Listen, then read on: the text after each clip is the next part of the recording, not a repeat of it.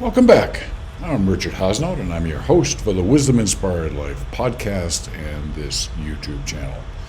The podcast is available for listening just about any place you can listen to podcasts. Quite frankly, I think the best place, the best player, is you can go to the website, mywisdominspiredlife.com, and there you can, in the podcast section where it describes it, you can click on that and you'll go right to a very good podcast player that makes it easy to see all of the podcasts. So that's a way that you can do it also. As you know, this is going to be the second episode on the physical and mental benefits of meditation. This second episode is going to focus on the physical benefits, of which there are substantial. We started a little bit on it in the last podcast, and we'll continue it here. So let's get into the physical benefits of all of this that's going on here. Helps, and again, scientific studies support all this. You see the source that you can go look at the bottom of the page, each of these pages. You can find the support a lot of other places on the web too. Okay, so helps to prevent asthma, rheumatoid arthritis, inflammatory bowel disease.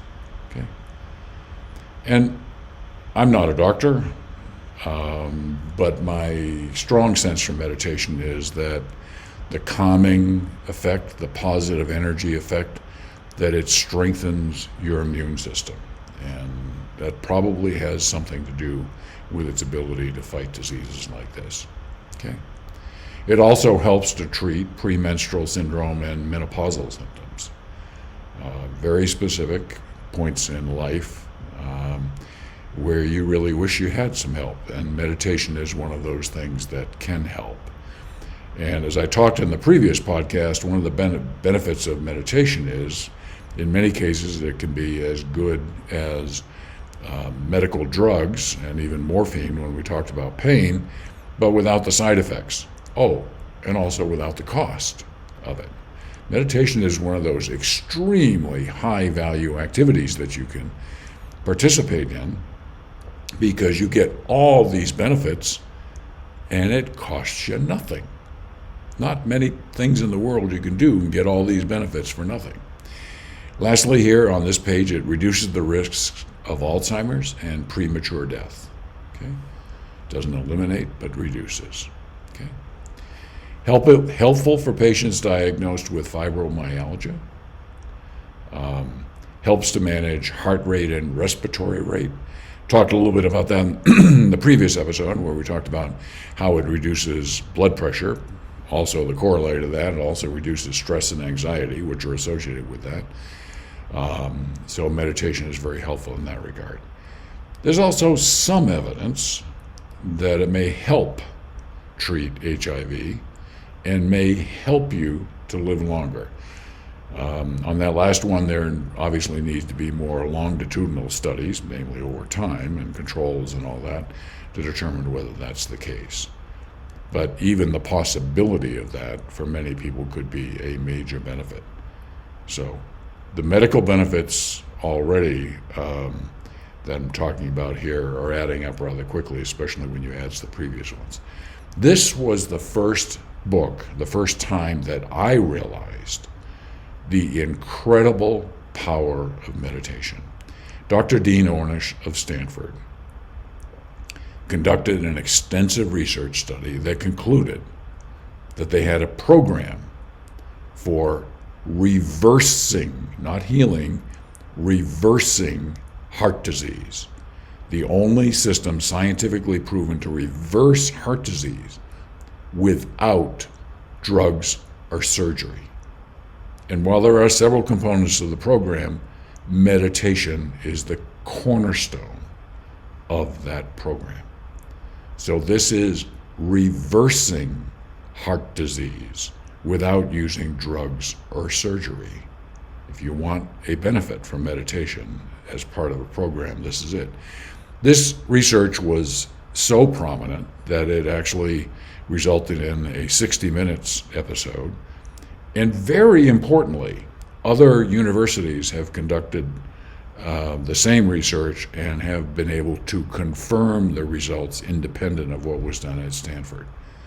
Okay, so Very, very important study. This really said to me, there is great healing power in meditation, as we're covering many of these already, okay? Good stuff. It also helps in relationship benefits. And you see some of them listed here. I love that picture that I was able to find for this page.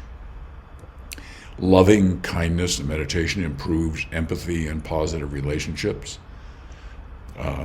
Certainly, I would give personal testimony to that. Increases feelings of compassion and decreases worry. That's exactly, the mission of the Wisdom Inspired Life, both podcast and this YouTube channel, is to increase levels of caring and compassion so that we together can more effectively address the challenges and needs that our planet has.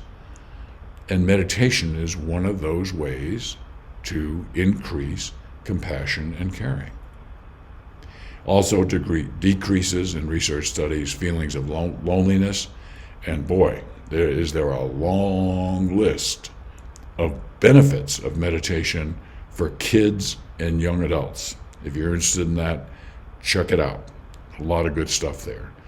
So meditation is something that, as best I can determine, can benefit you in many, many ways and benefit virtually everyone.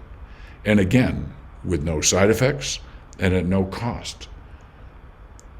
There's nothing in the world that delivers, if you will, the value that meditation does. So investing, if you will, time in meditation has a pretty good payout to it. Okay.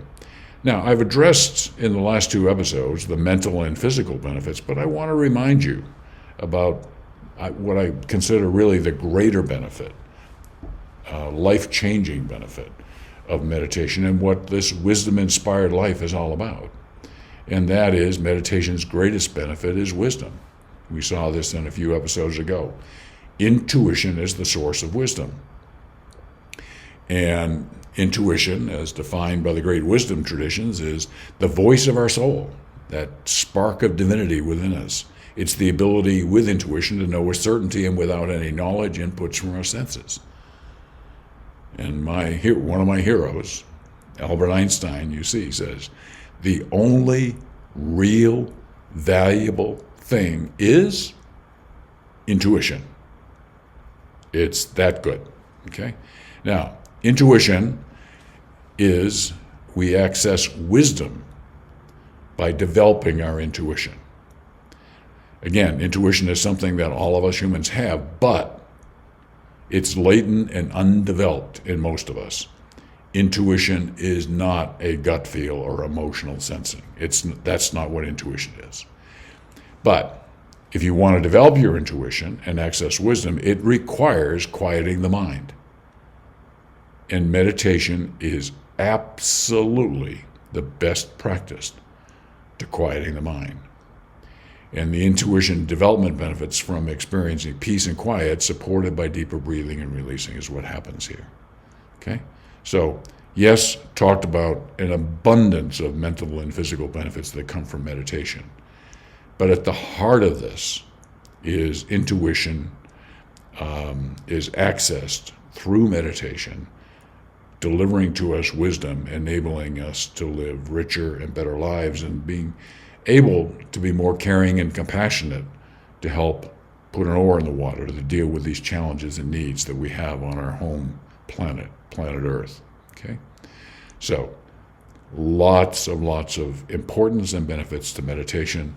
Hopefully this has convinced you to a certain extent to invest your valuable time in meditation, starting with maybe 15 to 20 minutes a day, doing maybe a half hour, 40 minutes on a weekend, and then gradually increasing. And in the previous episode, I talked about the various techniques that you can do, 3 basic techniques. They all have the same purpose of creating a focal point. So go back and review that episode and put all this together. There's a rather compelling case to become a meditator, okay? So, and all of this requires patience and commitment. It really does. Do not expect quick fixes from all of this. This meditation, I looked at it when I started as part of the journey of the rest of my life. And that's exactly what it is. Okay? Including this, want to share with you, I've published 6 books. 2 of them relate to wisdom, and this one I just want to share with you. It's available on Amazon. It's called Ultimate Happiness, the Best Proven Western and Eastern Insights About How to Be Happier Today. And I began this book when at a point in my life I realized I was satisfied, but I wasn't exactly sure if I was happy. And so I began a search for what in heaven's name, how do you become happy? And I went off and studied almost for 6 months a course with Dr. Marty Seligman, the founder of the field of positive psychology, and learned the very best of what Western science knows about how to be happier. And then I worked with the people who really know how to be happier, and that are great Eastern wisdom teachers, both from the Buddhist perspective and from the Self-Realization Fellowship. And as best I can understand, this is the best book that I know of that brings together the best of Western and Eastern insights about how to be happier. I'm not urging you to consider buying this book for me to make money. That's absolute. I sell it for the smallest amount above break even that Amazon will let me do it. This is not about Richard making money. This is about Richard trying to help people achieve higher levels of happiness if they just know what to do and how to go about it, and what doesn't make them happy as much as anything else. Okay? Again, thank you very much for listening to this episode. I look forward to continuing the journey with you.